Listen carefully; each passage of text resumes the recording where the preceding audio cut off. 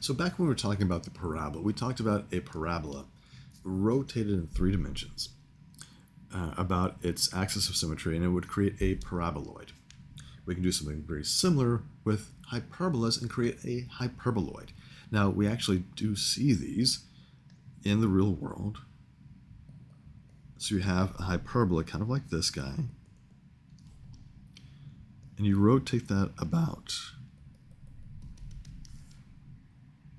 an axis, and you have this. You might be thinking, that does look familiar. Why does that look familiar? Well, if I do this,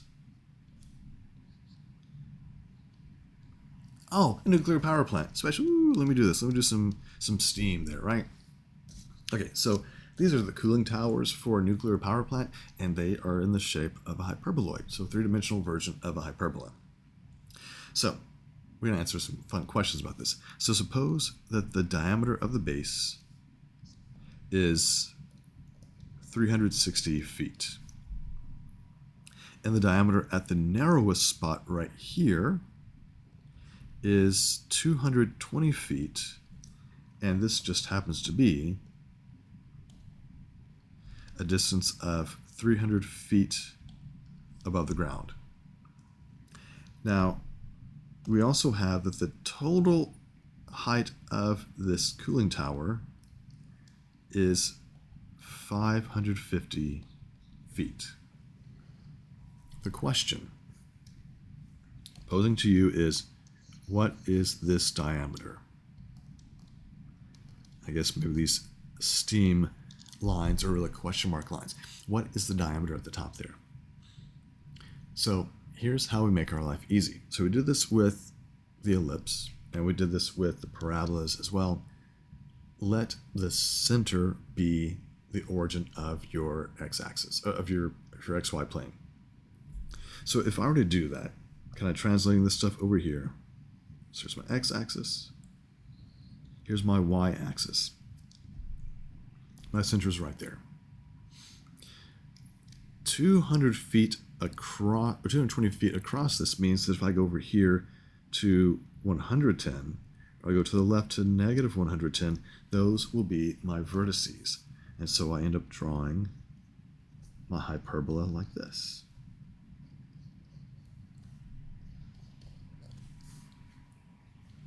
So let's see what we can figure out about this. Well, if I'm trying to build my equation, I'm going to have x squared over something minus y squared over something is equal to 1. So start there, start with the basics. Well, for the way this is built, I know that my x value here is 110, so that means my denominator of this guy is going to be 110 squared. We just need to figure out what b is, right? So this is going to be something. This is where you use the other information that's given to you. So we have this point right here given to us. So it's going to be something like this guy over here. Well, how do I know that? Well, I know that at the base, the diameter is 360 feet, which means the x value for this is going to be half of that, so it's going to be 180. And it's 300 feet below the center, so that's going to give me a y value of negative 300. So that information there is enough for me to fill it into this and solve for b. It will not be the prettiest thing, but once I find that b value, I'll have the equation of my hyperbola, and I can answer the rest of this. All right, so let's see what we have here. I'm going to work over here. So my x is going to be 180. 180 squared over 110 squared minus, so y is 300. 300 squared over b squared. I'm about to be attacked by dogs, and they just ran away. So if you hear the little, those are my dogs running around, because that's what they do. They love to run. Surprised they didn't jump on top of me or try to eat my hand, because dogs love to eat flesh. I don't know. It's kind of weird. All right, so let's figure out what that b value is. just going to have to do the math. So actually, I'm going to move this piece over and move the 1 over here. So we'll have 300 squared over b squared equals 180 squared minus 110 squared minus 1. This is not a lot of fun. That's fine. We'll do it. We got this. Actually, you know what? I'm just going to go ahead and say this. So this is 180 squared minus 110 squared over 110 squared. That way I can flip both of these over and say b squared over 300 squared equals, flip that, 110 squared over 180 squared minus 110 squared. All right. Then we're getting closer here, right? So if I multiply both sides times 300 squared, b squared is equal to 110 squared times 300 squared over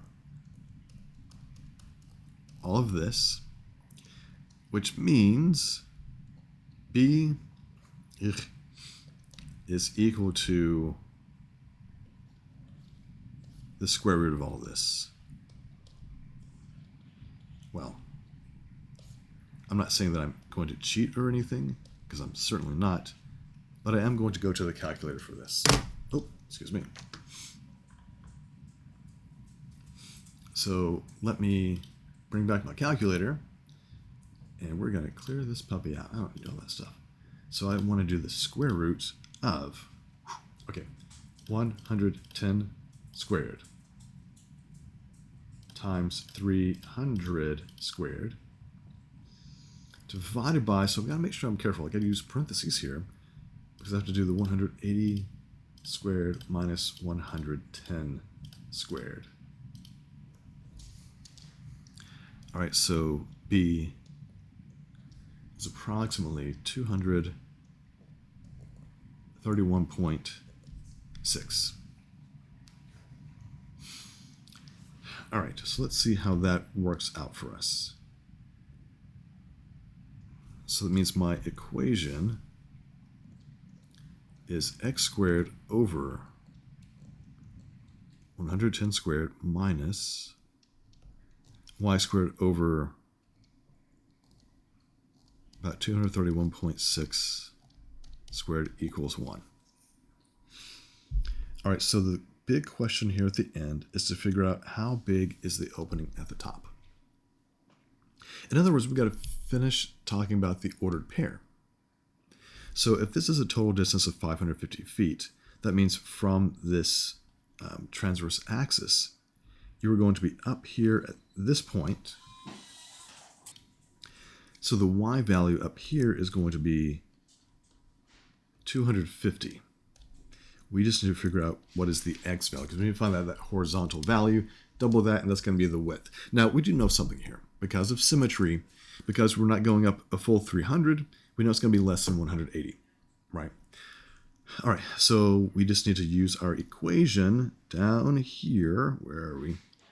And say, you know what, y equals 250, and then solve for x.